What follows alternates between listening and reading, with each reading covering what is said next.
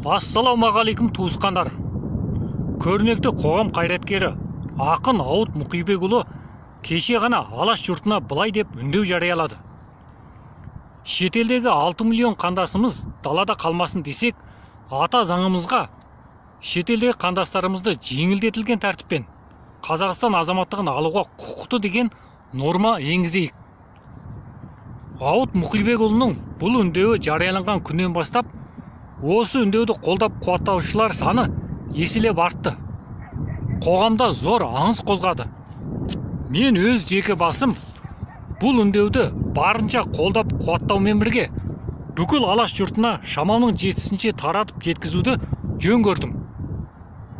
Біздің шетте жүрген 6 миллион қазағымыз бар. Олар шекараның сыртында қалып бара жатыр. Осы реформаның қарсаңында сол қандастарымыздың да мүддесі ескерілу керек, олардың болашақ тағдыры шешілу керек деп шештім мен. Соған байланысты біздің өзгертулер мен толықтырулар енгізілетін ата заңымызға, оның 10-шы бабына Қазақстан Республикасының шегінен тыс жерде тұратын қазақтар қай мемлекеттің азаматы болғандығына қарамастан Қазақстан Республикасының азаматтығын жеңілдетілген тәртіппен алуға құқығы бар деген норма енгізуді ұсынып президентке ашық хат жазып, соны ары қарай өткізуге әрекеттер жасап жатырмын. Менің сіздерге тастайтын ұраным, осыны бүкіл Алаш жұрты болып, қазақтар болып қолдаңыздар, президенттен сұраңыздар, ата заңға шеттегі қандастарымызға ата заңнан осындай конституциялық құқық алып берейік. Құрметпен, Ауыт Мұқибек. Сәуір айының 14-і.